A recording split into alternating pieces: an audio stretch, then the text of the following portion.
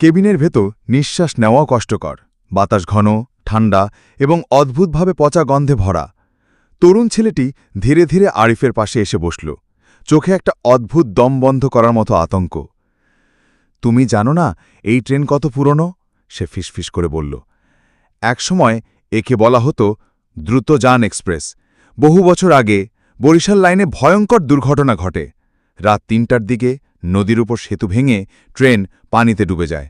তখন প্রায় ৩০০ যাত্রী মারা যায়। আরিফ গিলে লালা ফেলল। কিন্তু এর সাথেই ট্রেনের কি সম্পর্ক?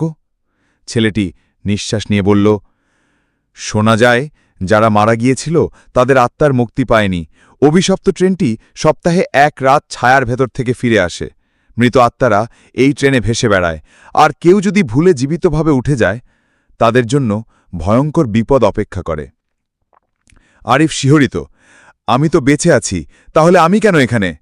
ছেলেটি কানে কানে বলল, কখনো কখনো ট্রেন ভুল করে জীবিত মানুষও টেনে আনে। হয়তো তুমি সেই সময় প্ল্যাটফর্মে ছিলে, এখন তুমি এদের হাতে বন্দী। আরিফের বুক কাঁপতে শুরু করল। তাহলে আমার মুক্তি পাওয়ার উপায় আছে?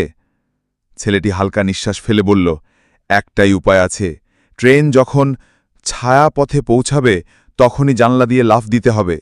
সাহস না থাকলে তুমি চিরকাল এখানে আটকা পড়বে। হঠাৎ মাইকে ঘোষণা ভেসে এলো, পরবর্তী গন্তব্য ছায়াপথ, ছায়াপথ। ঘোষণার সঙ্গে সঙ্গে ট্রেনের আলো নিভে গেল। চারপাশে গভীর অন্ধকার। জানলার বাইরে কোনো দৃশ্য দেখা যাচ্ছিল না, শুধু ঘন কুয়াশা আর মাঝে মাঝে লালচে আলো ঝলকাচ্ছে। আরিফের মনে হল সে বাস্তব জগৎ থেকে অনেক দূরে চলে যাচ্ছে। কেবিনের ভেতরে যাত্রীরা ধীরে ধীরে অদৃশ্য হতে শুরু করল।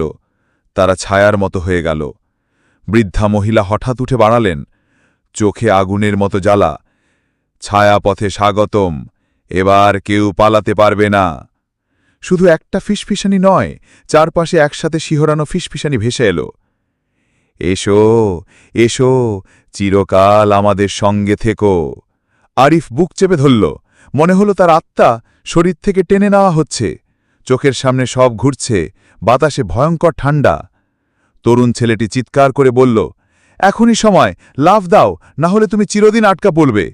আরিফ চোখ বন্ধ করে বুক শক্ত করে জানলার কাঁচ দিয়ে লাফ দিল। আরিফ জানলার দিকে তাকালো।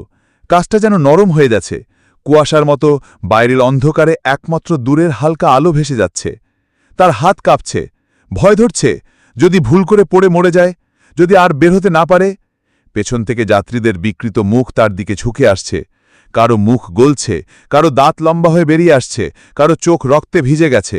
সবাই একসাথে ফিসফিস করছে, তুমি আমাদের, তুমি আমাদের। তরুণ আবার চিৎকার করল, এখনই লাফ দাও। আরিফ বুক শক্ত করে জানলার ভেতর দিয়ে লাফ দিল।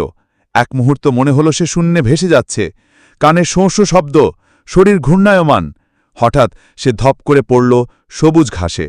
চারপাশে গ্রামের সকালের শব্দ, মোরগ ডাকছে, শিশুদের হাসির আওয়াজ, আকাশে ভোরের আলো ছড়িয়ে পড়ছে। আরিফ হাঁপাতে হাঁপাতে চারপাশ দেখল, সে বেঁচে আছে, কিন্তু ডান হাতে শক্ত করে ধরা আছে পুরনো টিকিট। রাত্রির ছায়া এক্সপ্রেস, যাত্রী আরিফ হোসেন, গন্তব্য অমৃতপুর। আরিফ টিকিট ছিঁড়ে ফেলল, কিন্তু দূরে আবার ট্রেনের হুইসেল ভেসে উঠল, সুই সুই। মনে হল রহস্য এখনও শেষ হয়নি, ট্রেনের ছায়া হয়তো আবার অপেক্ষা করছে। আরিফ যখন ঘাসের উপর পড়েছিল, চারপাশের গ্রামকেও নতুন ভোরের আলো ভিজিয়ে তুলছিল। মোরগ ডাকছে, শিশুরা হেসে খেলছে, সব কিছু যেন স্বাভাবিক। সে নিঃশ্বাস ফেলে বলল, আমি বেঁচে গেছি, শেষ হলো সব। কিন্তু ডান হাতে ধরার টিকিট আর রক্তচিহ্নিত ট্রেনের হুইসেল মনে করিয়ে দিল, সব স্বাভাবিক নয়। হঠাৎ চারপাশের বাতাসের ঠান্ডা স্রোত বয়ে গেল। আকাশে ধূসর মেঘের ভাঁজে লালচে আলো ঝলমল করতে লাগল। আরিফ চোখ বড় করে তাকাল। দূরে একেবারে ঝাপসা কালো কুয়াশার ভেতর ট্রেনটি দাঁড়িয়ে আছে। এক মুহূর্তের জন্যে মনে হল ট্রেনের জানালা থেকে কেউ তাকিয়ে আছে। নিস্তেজ মুখ, ফাঁকা চোখ এবং বিকৃত হাসি।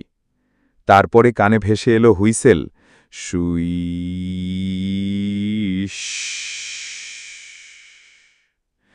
আর অপেক্ষা করছে। আরিফের হৃৎপিণ্ড ধুকপুক করে ওঠে। সে বুঝতে পারল ট্রেন তার জীবনে কেবল একবারই আসেনি, এটি একটা অভিশপ্ত যাত্রা যা জীবিত মানুষকে কখনো মুক্তি দেয় না।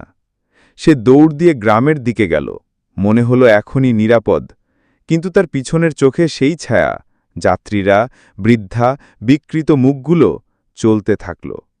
গ্রামের মানুষ তাকে ভয়ঙ্কর চোখে দেখল। কেউ কিছু বলেনি, তবে আরিফ বুঝল এই রাতের ঘটনা তার মনে চিরকাল লেগে থাকবে।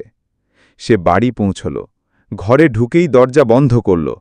বুকের ভেতর ধমকানি কিছুটা কমল, কিন্তু টিকিটটি ছিঁড়ে ফেললেও মন একদম শান্ত হল না। মনে হলো যে ট্রেন সে থেকে গেছে, একদিন আবার ফিরে আসবে। আরিফ জানে ছায়া এখনও অপেক্ষা করছে। রাত্রির ছায়া এক্সপ্রেস অমৃতপুর থেকে ছায়াপথের রহস্য তার জীবনের ছায়ার মতো ধীরে ধীরে অনুসরণ করবে। চোখ বন্ধ করল আরিফ, ধীরে ধীরে নিঃশ্বাস নিয়েছে, কিন্তু হঠাৎ তার কানে ভেসে এলো, সু।